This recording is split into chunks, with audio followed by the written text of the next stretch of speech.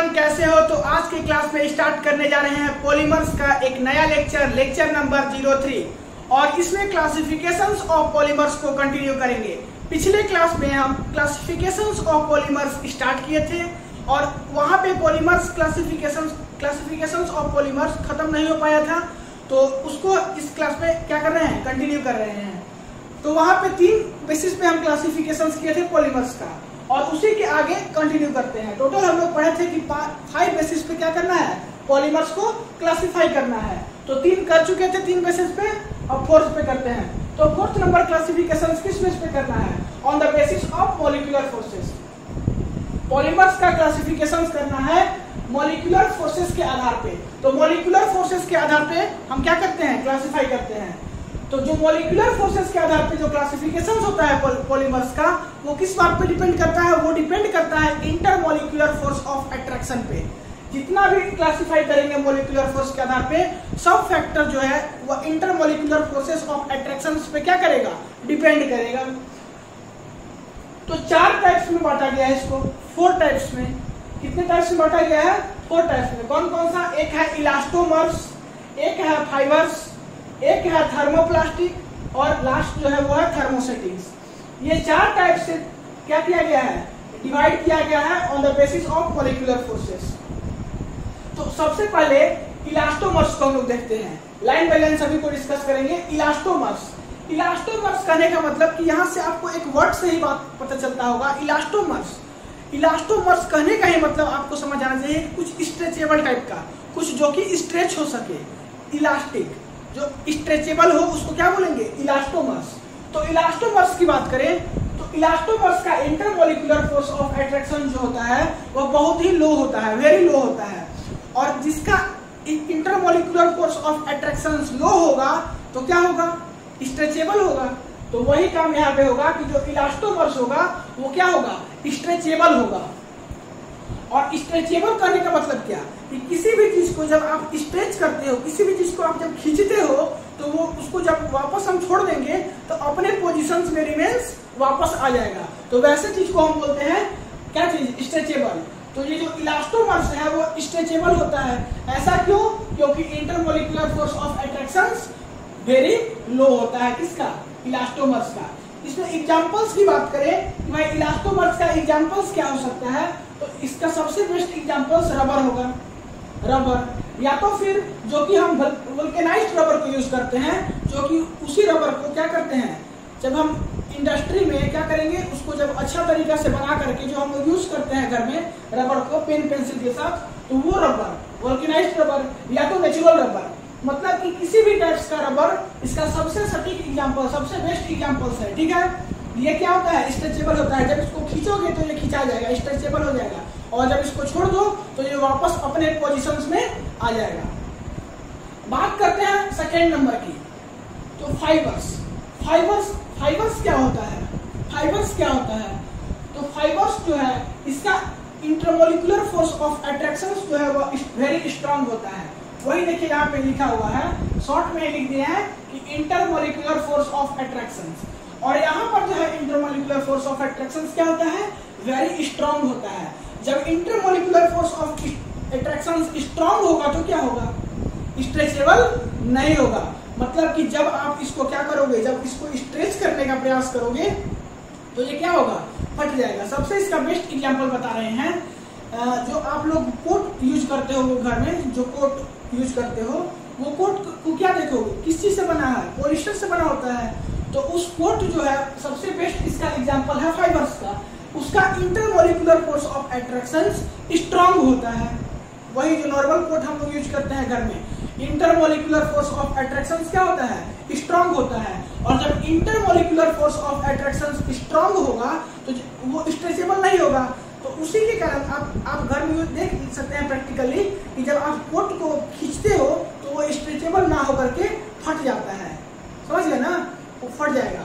तो यही कारण है, क्योंकि strong intermolecular force of attraction होता है फाइबर्स में। इसका एग्जांपल्स की बात करें तो नाइलॉन जो है इसका सबसे बेस्ट एग्जांपल है। नाइलॉन 6 हो सकता है या नाइलॉन 6 हो सकता है, कुछ भी, जितना भी नाइलॉन्स का टाइप है, all the types of nylons are the best examples of fibres. Fibres का सबसे बेस्ट एग्जांपल है नायलॉन, या तो फिर इसका एग्जांपल्स की बात करें तो टेरिलिन, जो कि वही टेरिलिन जो कि कोट बनाने में यूज होता है, इसको पॉलिस्टर भी हम लोग कहते हैं। तो ये टेरिलिन भी जो है वो फाइबर्स का बेस्ट एग्जांपल्स माना जाता है। अब बात करते हैं सी नंबर की, third number classifications on the C number की on the basis of molecular forces का सी नंबर थर्मोप्लास्टिक। क्या है? थर्मोप्लास्टिक। थर्मोप्लास्टिक क्या होता है? थर्मोप्लास्टिक देखिए, इसको ऐसे समझिए, इसका जो इंटरमोलिकुलर फोर्स ऑफ अट्रैक्शन होता है थर्मोप्लास्टिक का, वो इंटरमीडिएट होता है। इंटरमीडिएट कहने का मतलब क्या कि बीच में, किसके बीच में? इसका intermolecular force of attraction elastomers और फाइबर्स के बीच में होता है। बात समझ में आया? ना तो इसका intermolecular force of attraction very weak होता है, वेरी लो होता है, ना तो इसका इंटरमोलिकुलर फोर्स ऑफ अट्रैक्शन बहुत ज्यादा होता है। इसके और इसके बीच का इंटरमोलिकुलर फोर्स ऑफ अट्रैक्शन जो आएगा वही इसका होता है। तो वही बात यहाँ पर लिखा हुआ है कि intermolecular force of attraction intermediate between elastomers and fibres. इसका इंटरमोलिकुलर फोर्स ऑफ अट्रैक्शन किसके किसके बीच में होता है? इलास्टोमर्स और फाइबर्स। इंटरमीडिएट का मतलब समझ आ गया, उसके बीच का। अब इसकी बात करें एग्जांपल की, तो इसका सबसे बेस्ट एग्जांपल पीवीसी, पॉलीविनाइलिक क्लोराइड, जिसका की फुल फॉर्म होता है पॉलीविनाइलिक क्लोराइड। सभी लोग नोट कर लीजिए, जिसको नहीं मालूम है वो नोट कर लीजिए। पीवीसी का फुल फॉर्म क्या है? पॉलीविनाइलिक क्लोराइड। या तो फिर पॉलीइथीन, जो नॉर्मल आप लोग घर में यूज करते होंगे, पॉलीइथीन। या बात करें पॉलीस्टाइरीन, ये सब सभी जो है एग्जांपल है किसका? थर्मोप्लास्टिक का। ये जो पॉलीस्टाइरीन है, पॉलीइथीन का जो नाम सुने होंगे कि भाई इसमें जो है वह मोनोमर्स क्या होता है? CH2 double bond CH2। और जब इन मोनोमर्स का जब पॉलीमराइजेशन करते हैं तो क्या बनता है? पॉलीमर्स बनता है, और जो पॉलीमर्स बनता है उसी को बोलते हैं पॉलीइथीन। लेकिन जो पॉलीस्टाइरीन है, ये जो पॉलीस्टाइरीन है, इसका नाम आप लोग पहले नहीं सुने होंगे, क्योंकि हम पहले नहीं बात की है इस पे। तो पॉलीस्टाइरीन जो है ये भी एक प्रकार का क्या है? पॉलीमर्स है। और इसमें जो मोनोमर्स यूज हुआ है वह क्या है? इसमें जो मोनोमर्स यूज है वो है स्टाइरीन मोनोमर्स यूज हुआ है। और जब इन स्टाइरीन को जब हम क्या करेंगे? पॉलीमराइजेशन करेंगे तो क्या बन जाएगा? पॉलीस्टाइरीन बन जाएगा। मतलब कि इसमें जो मोनोमर्स यूज हुआ है वो स्टाइरीन हुआ है। और स्टाइरीन का स्ट्रक्चर कुछ होता होगा, जिस प्रकार से इथीन का स्ट्रक्चर होता है उसी प्रकार से स्टाइरीन का भी स्ट्रक्चर होता होगा।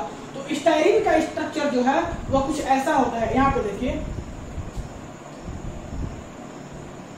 ये होता है बेंजीन रिंग, ठीक है, और यहाँ पर होता है CH डबल बॉन्ड CH2। यही है स्ट्रक्चर किसका? स्टाइरीन का। और जब एन स्टाइरीन का जब आप पॉलीमराइजेशन कीजिएगा तो जो नया प्रोडक्ट बनेगा वो बनेगा पॉलीमर्स, और वो पॉलीमर्स का नाम रहेगा पॉलीस्टाइरीन। तो यहाँ पे जो नया वर्ड था पॉलीस्टाइरीन, इसको हम बता दिए कि इसमें जो मोनोमर्स यूज हुआ है वो स्टाइरीन हुआ है, ठीक है। अब जो है बात करते हैं, इसमें सबसे बड़ा एक और इंटरेस्टिंग बातें हैं। इसमें है क्या कि जो थर्मोप्लास्टिक होता है, जब आप इसको हीट करोगे, जब थर्मोप्लास्टिक को आप हीट करोगे तो ये क्या हो जाएगा? सॉफ्ट हो जाएगा।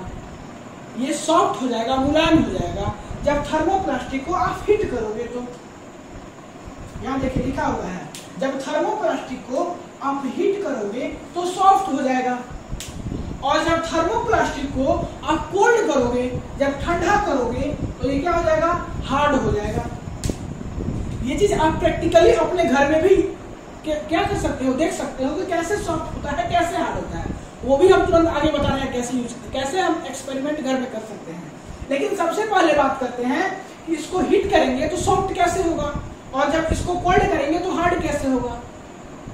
और जब ये दोनों प्रॉपर्टी हो रहा है तो कहने का मतलब ये चीज तो एकदम क्लैरिफाई यहाँ से है कि ये जो है वो रीयूजेबल है। क्या है?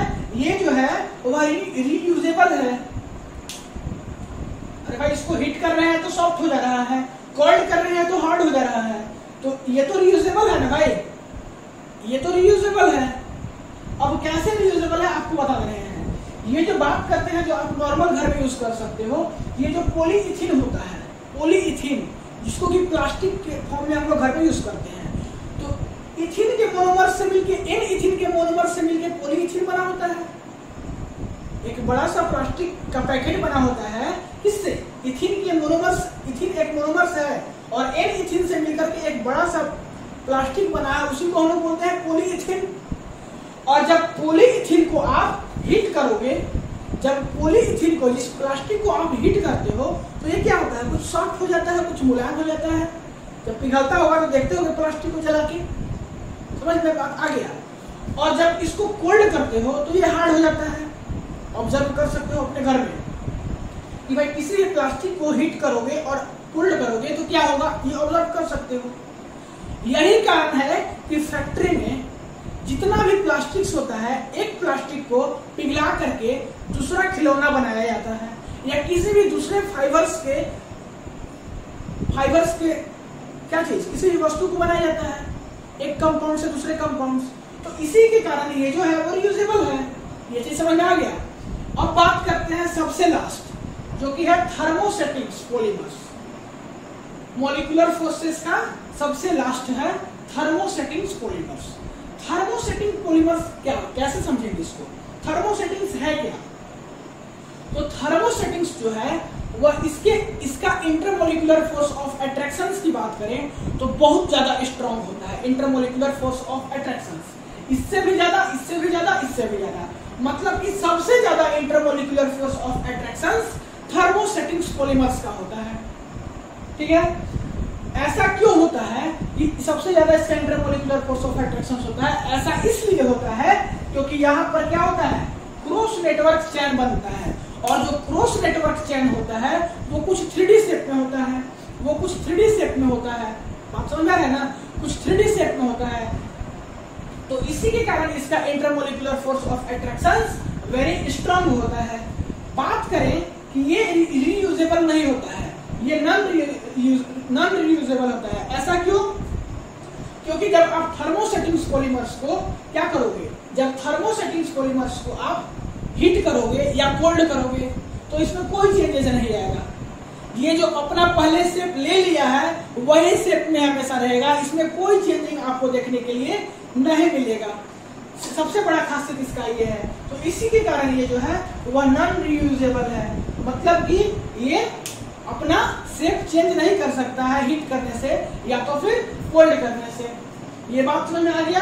तो ये था आपका पॉलीमर्स का classification on the basis of molecular forces.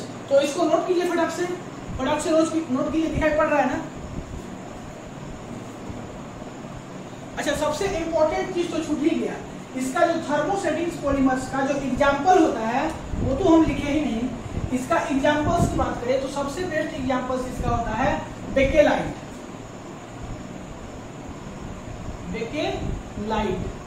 Bakelite होता है या तो फिर मेलामाइन होता है, मेलामाइन होता है, मेलामाइन नहीं, मेलामाइन होता है, बेकेलाइट और मेलामाइन।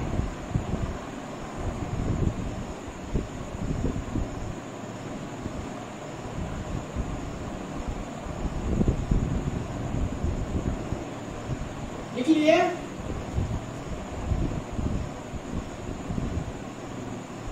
बेकेलाइट और मेलामाइन, इसका स्पेलिंग कुछ ऐसा होता है। ठीक है, तो ये होता है आपका एग्जांपल थर्मोसेटिंग्स पॉलीमर्स का। एक होता है बेकेलाइट और एक होता है मेलामाइन। तो इसको नोट कर लीजिए। आगे देखते हैं नेक्स्ट क्लासिफिकेशंस। तो नेक्स्ट क्लासिफिकेशंस करते हैं। क्लासिफिकेशंस, लास्ट क्लासिफिकेशंस है पॉलीमर्स का। Classifications of polymers on the basis of modes of synthesis. Modes of synthesis के आधार पे पॉलीमर्स का क्लासिफिकेशंस करेंगे और ये बहुत इंपॉर्टेंट है, बहुत इंपॉर्टेंट है, ये बहुत आगे तक काम आएगा, तो इसको अच्छे से पढ़िएगा। Classifications of polymers on the basis of modes of synthesis, इसके आधार पे 2 टाइप्स में डिवाइड किया गया है पॉलीमर्स को। वही बात यहाँ पे लिखा है, on the basis of modes of synthesis the polymers may be classified as first additions and second condensations. 2 types में डिवाइड किया गया है। First is addition polymers and second is condensation polymers. अब ये दोनों होता क्या है उसको आप समझ लीजिए। इसका हम क्या करेंगे, इसका डिफरेंस भी आगे बताएंगे और इसका डेफिनेशंस भी आगे बताएंगे। यहाँ पर केवल आप समझ लीजिए कि एडिशन पॉलीमर्स होता क्या है और कंडेंसेशन पॉलीमर्स होता क्या है। तो लाइन बाय लाइन देखते हैं। सबसे पहले स्टार्ट करते हैं एडिशन पॉलीमर्स। एडिशन पॉलीमर्स करने का मतलब क्या, देखिए सिंपल सा भाषा में समझिए इसको कि वैसा पॉलीमर्स जिसमें कि केवल पाई बॉन्ड ब्रेक हो और बहुत सारा मोनोमर्स मिलकर के, बहुत सारा मोनोमर्स का एडिशन होकर के एक नया पॉलीमर्स बने, वैसे पॉलीमर्स को बोलते हैं एडिशन पॉलीमर्स। फिर से सुनिए, हम बोले कि वैसा पॉलीमर्स जिसमें से पाई बॉन्ड ब्रेक हो, पाई बॉन्ड ब्रेक होगा और उसी पॉलीमर्स का जो है मोनोमर्स, बहुत सारा मोनोमर्स, एन मोनोमर्स होता है बहुत सारे पॉलीमर्स में, तो एन मोनोमर्स जो है वह एडअप हो पाई बॉन्ड के ब्रेक होने से और एडअप हो करके एक नया स्ट्रक्चर, लंबा स्ट्रक्चर बनाए, वैसे स्ट्रक्चर को या वैसे पॉलीमर्स को बोलेंगे हम एडिशन पॉलीमर्स। या ऐसे कर सकते हो, इसका एक और डिफाइन करने का तरीका कि वैसा पॉलीमर्स जो कि विदाउट एलिमिनेशन, बिना एलिमिनेशन किए हुए क्या करे, पॉलीमर्स बनाए, वैसे पॉलीमर्स को बोलेंगे एडिशन पॉलीमर्स।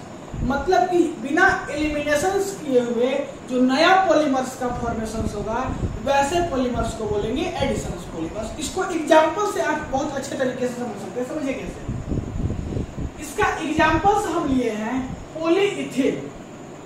पॉलीइथेन ये क्या है, ये एक प्रकार का पॉलीमर्स है,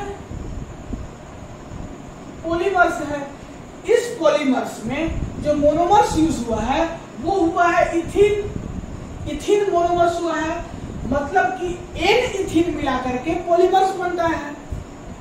तो जो मोनोमर्स है इथीन है, उसी को यहाँ पे लिखा हुआ है CH2CH2। जब इथीन यहाँ पर क्या है, मोनोमर्स है, तो क्या होगा, एन इथीन जब हम करेंगे, इसका जब पॉलीमराइजेशन करेंगे तो पॉलीमर्स बनेगा। तो यही पॉलीमर्स बना है पॉलीइथीन। लेकिन यहाँ पर एडिशन पॉलीमर्स में क्या है कि वैसा पॉलीमर्स जिसमें कि केवल पाई बॉन्ड ब्रेक हो और जो मोनोमर्स है वह एक लंबा चैन बना करके एक नया पॉलीमर्स बना ले, वैसे पॉलीमर्स को बोलेंगे एडिशन पॉलीमर। इसको और अच्छे से समझिएगा, जब इसको हम और अच्छे से बताएंगे तो समझिएगा। बस ये समझिए कि ये था आपका पॉलीइथीन, इसमें मोनोमर्स यूज हुआ था इथीन। इथीन के बीच में जब पाई बॉन्ड है, इस पाई बॉन्ड को क्या करेंगे, हम ब्रेक करेंगे तो बहुत सारा CH2CH2 bond, single bond attach हो जाएगा, क्योंकि एन इथीन है यहाँ पे, तो बहुत सारा में बटेगा और जो नया पॉलीमर्स का फॉर्मेशन होगा उसी पॉलीमर्स को बोलेंगे एडिशन पॉलीमर्स। क्लियर, दिक्कत नहीं है। अब बात करते हैं कि ये जो पॉलीइथीन है, ये तो हम जब स्टार्टिंग फर्स्ट क्लासिफिकेशन कर रहे थे वहीं पे देखे थे कि होमो पॉलीमर्स का एग्जांपल्स होता है पॉलीइथीन। तो ये भी कह सकते हो कि जितना भी होमो पॉलीमर्स होता है, all homo polymers are examples of addition polymers. जितना भी होमो पॉलीमर्स का एग्जांपल है या जितना भी होमो पॉलीमर्स होता है, सब किसका एग्जांपल्स है, एडिशन पॉलीमर्स का एग्जांपल्स है। बात करते हैं सेकेंड नंबर, कंडेंसेशन पॉलीमर्स। तो क्या किसको कंडेंसेशन पॉलीमर्स बोलेंगे, वैसा पॉलीमर्स जिसमें कि थोड़ा सा इलिमिनेशन करने पे, स्मॉल मॉलिक्यूल्स का इलिमिनेशन करने पे नया पॉलीमर्स का फॉर्मेशन हो जाए, वैसे पॉलीमर्स को बोलेंगे कंडेंसेशन पॉलीमर्स। दोनों में डिफरेंस क्या हुआ, ऊपर वाला जो एडिशन पॉलीमर था इसमें विदाउट इलिमिनेशन नया पॉलीमर्स का फॉर्मेशन होता था, और यहाँ पे क्या है कि इलिमिनेशन, स्मॉल मॉलिक्यूल्स का जब इलिमिनेशन करेंगे तब पॉलीमर्स का फॉर्मेशन होगा, और जो स्मॉल मॉलिक्यूल्स का जो हम लोग इलिमिनेशन करेंगे किसी भी मॉलिक्यूल्स से, किसी भी कंपाउंड्स से, तो वो कौन कौन सा small molecules, just like H2O, NH3, ROH, ये सब इस टाइप का स्मॉल मॉलिक्यूल्स को क्या करेंगे, जब बाहर निकालेंगे किसी भी बड़े कंपाउंड से, और जो नया पॉलीमर्स का फॉर्मेशन होगा तो उसको बोलेंगे कंडेंसेशन पॉलीमर्स। एलिमिनेशन का मतलब ही होता है कि उसको रिमूव कर देना, बाहर कर देना। अब इसको भी आप एग्जांपल से समझिए। देखिए नाइलॉन 66 ये सबसे बेस्ट एग्जांपल होता है इसका कंडेंसेशन पॉलीमर्स का, ठीक है। तो नाइलॉन 66 जब हम लोग कोपॉलीमर्स पढ़ रहे थे तो वहां पे नाइलॉन 66 के बारे में देखे थे कि ये जो है वह कोपॉलीमर्स है। कोपॉलीमर्स किसको बोलते थे, वैसा पॉलीमर्स जो कि दो मोनोमर्स से मिलकर बना हो उसको बोलते थे कोपॉलीमर्स, और वैसा पॉलीमर्स जो कि एक मोनोमर्स से मिलकर बना है उसको बोलते थे होमोपॉलीमर्स। तो वही कोपॉलीमर्स है यहाँ पे नाइलॉन 66। तो नाइलॉन 66 कोपॉलीमर्स है, ये दो मोनोमर्स से मिलकर बना हुआ है। कौन कौन सा दो मोनोमर्स है, तो एक है एडिपिक एसिड और एक है हेक्सामिथाइलिन डाइएमीन। ये दो मोनोमर्स है और ये दो मोनोमर्स का N यूनिट से मिलकर के नाइलॉन 66 बनता है। और ये जो नाइलॉन 66 है वो बेस्ट एग्जांपल है कंडेंसेशन पॉलीमर्स का। तो कैसे बनेगा, इससे कैसे एलिमिनेशन होगा वो बात करते हैं। तो एडिपिक का बात करें तो एडिपिक का स्ट्रक्चर कुछ ऐसा होता है, और हेक्सा मिथाइल डाइएमीन की बात करें तो इसका स्ट्रक्चर कुछ ऐसा होता था। दोनों से एलिमिनेशन कराना है तो कैसे एलिमिनेशन कराएंगे, यहाँ पर देखिए,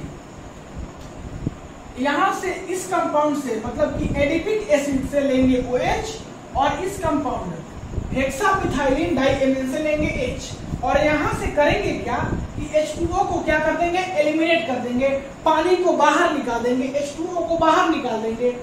और फिर दूसरी बात, केवल यहीं से नहीं निकलेगा, यहाँ से भी OH मॉलिक्यूल्स लेंगे और इसका यहाँ से भी H मॉलिक्यूल्स लेंगे, यहाँ से एक और पानी निकालेंगे, मतलब कि यहाँ से स्मॉल मॉलिक्यूल्स का एलिमिनेशन कर रहे हैं इसका H2O का। और जब एलिमिनेशन कर रहे हैं तो यहाँ से बच जाएगा कुछ CO, CH2 यहाँ से CO, और CO और NH क्या बना लेगा, बॉन्ड बना लेगा, और बाकी सब आगे से यहाँ से हाइड्रोजन रिमूव हो जाएगा, और इसी का क्या हो जाएगा, N यूनिट्स बन जाएगा। और जब इसी का N यूनिट्स बनेगा तो ये एक नया पॉलीमर्स बन जाएगा, और ये जो नया पॉलीमर्स है इसी पॉलीमर्स को बोलते हैं कंडेंसेशन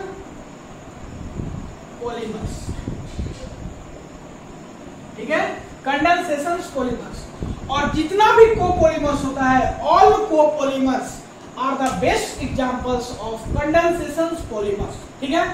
तो यहाँ पे होमोपॉलीमर्स का जितना एग्जांपल होता था वो होता था एडिशन पॉलीमर्स का एग्जांपल, और यहाँ पर कोपॉलीमर्स का जितना एग्जांपल होता है वो होता है कंडेंसेशन पॉलीमर्स का बेस्ट एग्जांपल्स। क्लियर? तो इसको आप फटाक से नोट कर लीजिए। और सबसे बात अच्छा इंपॉर्टेंट यहाँ पे है कि आपको क्या करना है, जितना भी एग्जांपल्स है उसको अच्छे से समझना है। एग्जांपल्स क्योंकि डायरेक्ट एग्जाम में कोई भी एग्जाम में क्वेश्चन एग्जांपल से पूछ देता है, पूछ देगा कि नाइलॉन 66 जो है वह किसका एग्जांपल है। तो अगर कोपॉलीमर्स रहेगा ऑप्शन में तो वो भी मारना है, और कंडेंसेशन रहेगा तो वो भी मारना है, दोनों रहेगा तो दोनों में मारना है। अगर कोई सिंगल रहेगा तो देख करके आप पता कर सकते हो, समझ गया। तो एग्जांपल्स भी सीधा पूछ सकता है आपको कंफ्यूज करने के लिए। तो एग्जांपल बहुत बड़ा मैटर करता है, तो इसको पॉज करके नोट कीजिए या तो स्क्रीनशॉट ले लीजिए। अब जो है हम लोग एडिशन पॉलीमर्स और कंडेंसेशन पॉलीमर्स दोनों में डिफरेंस क्या है उसको देखते हैं। तो फटाक से नोट कर लीजिए, 1 2 3। तो आगे कंटिन्यू करते हैं। डिफरेंस बिटवीन एडिशन पॉलीमर्स और कंडेंसेशन पॉलीमर्स, ये दोनों में डिफरेंस क्या है। डिफरेंस की बात करें कि एडिशन पॉलीमर्स और कंडेंसेशन में डिफरेंस क्या है, तो बहुत सारा डिफरेंस जो कि अभी पीछे हम समझे वही सभी कुछ यहाँ पे लिखा हुआ है। सबसे पहले डिफाइन करें एडिशन की और कंडेंसेशन की। तो एडिशन में क्या देखे थे, वैसा पॉलीमर्स जो कि विदाउट एलिमिनेशंस, वैसा पॉलीमर्स जो कि विदाउट एलिमिनेशंस हो उसको बोलेंगे एडिशन पॉलीमर्स। या तो फिर इसको ऐसे समझे थे कि जब हम पॉलीमर्स के मोनोमर्स को जब के पाई बॉन्ड्स को जब हम ब्रेक करेंगे तो क्या होगा, एक डिफरेंट एडिशन चेन स्ट्रक्चर बनेगा, और जो नया स्ट्रक्चर बनेगा उसी को बोलते थे एडिशन पॉलीमर्स। वही यहाँ पे लिखा है, different monomers add to forms polymers having same molecular formula of repeating structural as unit as that of starting monomers। बहुत इंपॉर्टेंट वर्ड है starting, that of starting monomers। और यहाँ पर बात करें तो क्या देखे थे, वैसा पॉलीमर्स जो कि एलिमिनेशन होने के बाद कुछ चीज एलिमिनेट करेगा, उसके बाद क्या करेगा, एक नया पॉलीमर्स का फॉर्मेशन करेगा, उसको बोलेंगे कंडेंसेशन पॉलीमर्स। और जो एलिमिनेट करेगा वो H2O, NH3, HCl, ROH कुछ स्मॉल मॉलिक्यूल्स को क्या करेगा, एलिमिनेट करेगा। तो इसको भी देख लीजिए, large numbers of monomers combined with the loss of simple molecules like H2O, NH3, HCl, ROH to forms of polymers having molecular structural unit different than that of starting monomers। यहाँ पर different हो जा रहा है और यहाँ पर क्या होगा, सेम होगा, बस स्टार्टिंग मोनोमर्स। सेकेंड डिफरेंस की बात करें तो nothing is lost during polymerisation. यहाँ पे कुछ भी चीज लॉस्ट नहीं कर रहा है। कैसे नहीं कर रहा है ये भी देख लिए हैं। मान लीजिए पॉलीइथीन है तो पॉलीइथीन में क्या होगा, NCH2 डबल बॉन्ड CH2, नहीं तो इसमें बस केवल पाई बॉन्ड ब्रेक हो रहा था और नया पॉलीमर्स बन रहा था, CH2 सिंगल बॉन्ड CH2 ऐसी करके इसका N टाइप्स। और ये जो नया पॉलीमराइजेशन होता है इसी को बोलते थे एडिशंस। तो यहाँ से कुछ भी चीज लॉस नहीं हो रहा है, केवल पाई बॉन्ड ब्रेक हो रहा है। लेकिन यहाँ पर जो है वह small molecules like H2O, NH3, ROH are lost. कुछ चीज यहाँ पे स्मॉल मॉलिक्यूल्स क्या कर रहा है, एलिमिनेट कर रहा है, तो लॉस करेगा ही। अच्छा, generally involves one monomers. Addition polymers में जनरली क्या होता है कि वन मोनोमर्स इन्वॉल्व होता है जनरली। इसी के कारण हम इसको होमोपॉलीमर्स भी कहते हैं। मतलब कि हर एक होमोपॉलीमर्स जो है वह क्या है, एडिशन पॉलीमर्स है।